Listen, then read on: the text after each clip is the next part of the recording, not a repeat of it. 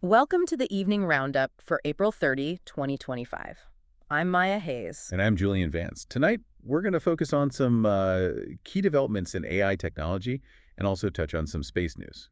Great. Let's dive right into AI then. JetBrains, the company famous for developer tools. Yeah, I know of them.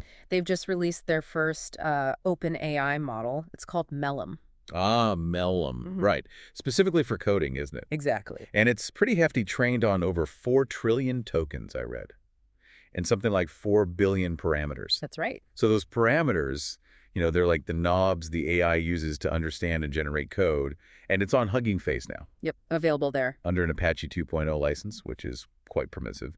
That really opens things up for developers to tinker with it, modify it, share it, could really build a community around it. So does this mean it's easier for developers to just jump in and use AI for coding now, like a lower barrier to entry? Well, potentially, yes. But there's a catch. The base Mellum model, it actually needs quite a bit of fine-tuning to be really useful for specific tasks. Ah, okay. JetBrains did release some fine-tuned examples for Python, but they sort of labeled them as just for estimation. Estimation. Yeah, basically to give you an idea. So it shows that while these big models have raw power, you still need to put in the work to tailor them. Right. Makes sense. And it's trained on public code from GitHub and Wikipedia. Permissively licensed code, specifically. Took about 20 days using 256 NVIDIA H200 GPUs, apparently. Wow. But that training data, public code bases, it means there's potential for bias, right? And JetBrains doesn't guarantee that generated code is secure or free from vulnerabilities. Yeah. That's something developers definitely need to keep in mind. Good point. Okay, moving on. There's another model from Alibaba's Qwen team, Qwen 2.5 Omni 3B. That's a mouthful. It is. But this one's different. It's multimodal. Meaning? It can handle text, audio, images, even video. And the 3B suggests it's relatively lightweight, only 3 billion parameters. So smaller than Mellum. Exactly. The idea is that it can run on regular consumer PCs, laptops, much more accessible hardware-wise. That could really lower the barrier for experimenting with multimodal AI, couldn't it? It definitely could. Right. But there's a license thing here, too, the current license. Yeah. It restricts commercial production use unless you specifically engage with Alibaba. So, okay, for playing around, but not for building a commercial product straight off the bat. Precisely. You'd need to talk to them first. Got it. So beyond the models themselves, we're seeing AI pop up in business services too, like Groove AI. They're trying to shake up IT consulting. Yeah, their angle's pretty interesting. They're using AI agents for the repetitive IT stuff. Okay. And instead of billing hourly, like consultants usually do, they're doing usage-based billing. Pay for what you use. That sounds efficient. Well, that's the idea. And VCs seem interested. They see the potential for software like gross margins, 70, 80%, which is huge for consulting. Right, consulting margins aren't usually that high. Exactly. Yeah. So Groove AI just raised a $20 million Series A, brings their total funding to $37.5 million. It shows real investor confidence in this AI-driven approach to services. Could really change how IT support works. Definitely something to watch. And Amazon's not standing still either. They've updated Q Business. The big change is allowing companies to build public-facing chatbots now. Oh, like for website support. Exactly. For websites, support portals. Yeah. And it supports anonymous users, too. So you don't need an account to ask a question. That could be useful. Yeah. And you can configure it to ingest all your support documents, FAQs, that kind of thing. Billing is consumption-based, pay-as-you-go. Seems to be the trend. It does. Now, with all this AI generation comes the issue of, well, junk. Pinterest is trying to tackle what they call AI slop. Yeah, that's a great term for it, isn't it? Low-quality AI content flooding platforms. Oh, what are they doing? They're introducing labels. Yeah. If an image is AI-generated or heavily modified, it'll get an AI-modified tag, probably in the bottom corner. How do they know? They're using a couple of methods. Analyzing metadata, the hidden data within the image file, and also their own internal classifiers.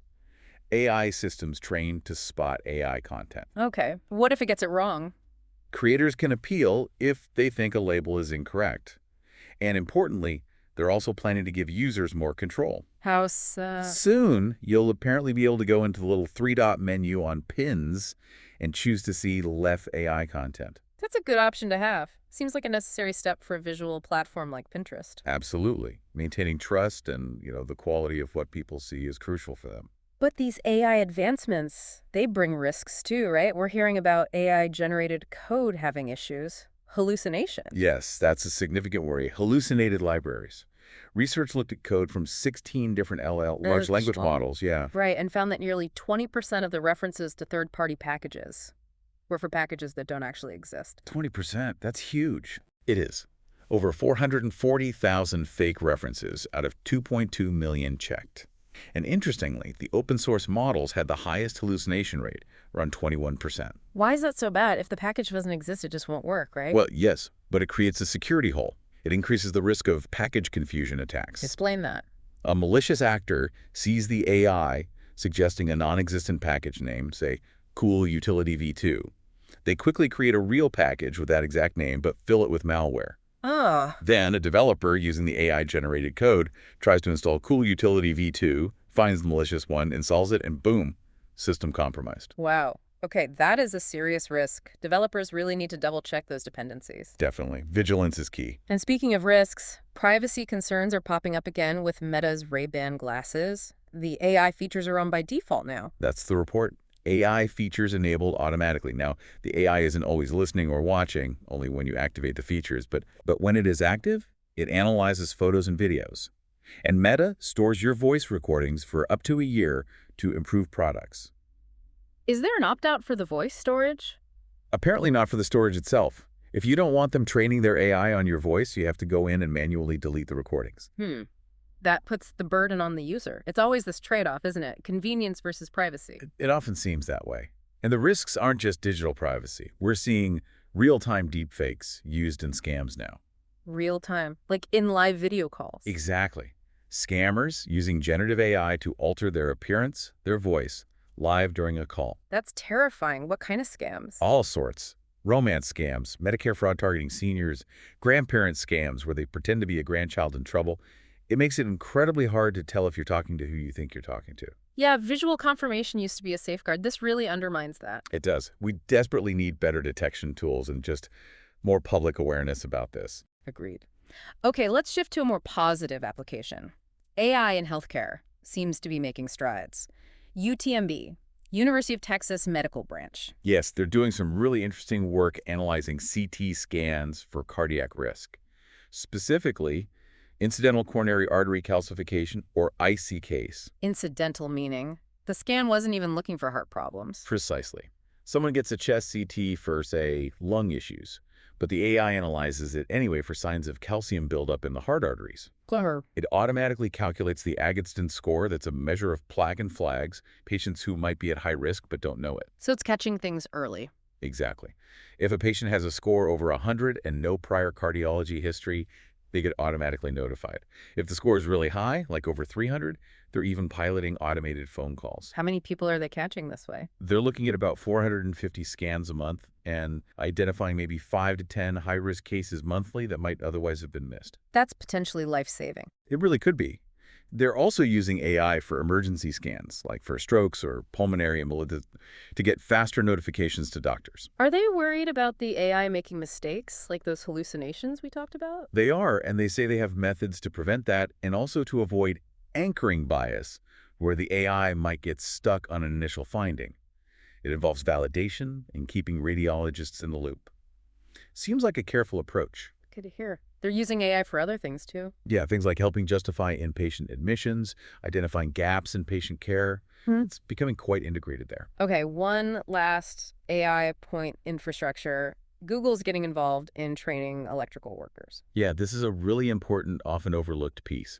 All this AI, advanced manufacturing, clean energy, it needs a ton of power. Right, the grid. And the people to build and maintain that grid. There's concern about a shortage of skilled electrical workers. So Google is... Google.org, their philanthropic arm, is funding an effort by the Electrical Training Alliance, or EAT Gay.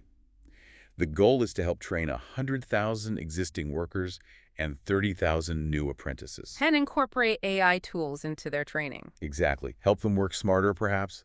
It's about making sure we have the workforce needed for this big technological shift. It connects the digital revolution right back to, pipes and wires. Fascinating connection. Okay, let's switch gears quickly to space. Sounds like things are a bit tense at NASA. Yeah, reports suggest morale is pretty low, mostly due to threatened budget cuts, seemingly from the Trump administration. And this is having real effects. Apparently so.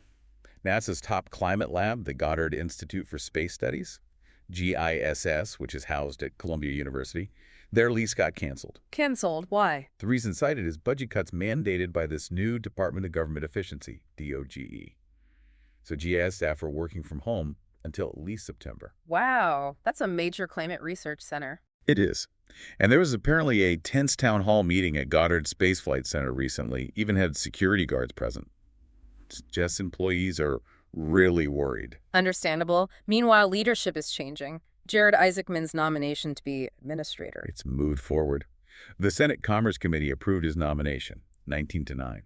His commitment to the Artemis program, returning humans to the moon, was key to getting that bipartisan support. But there are still concerns. Yes, concerns about how Artemis fits with the administration's talk about Mars, potential conflicts there, and also, crucially, what these budget pressures and priorities mean for other NASA work, like climate science, which seems to be under threat. It's a bit of a balancing act. Seems like it. Now, a slightly different space story an astronaut's experience. Don Pettit, oldest full-time astronaut. That's him. He's 70. Just got back from a 220-day stint on the ISS. And he said space made him feel younger. Physically rejuvenated, yeah.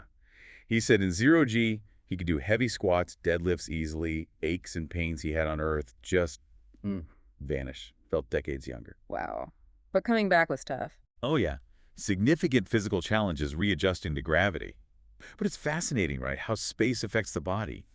Makes you think about gravity's constant pull on us. Definitely. And he spent almost 600 days in space total now. 590 days. Cumulative.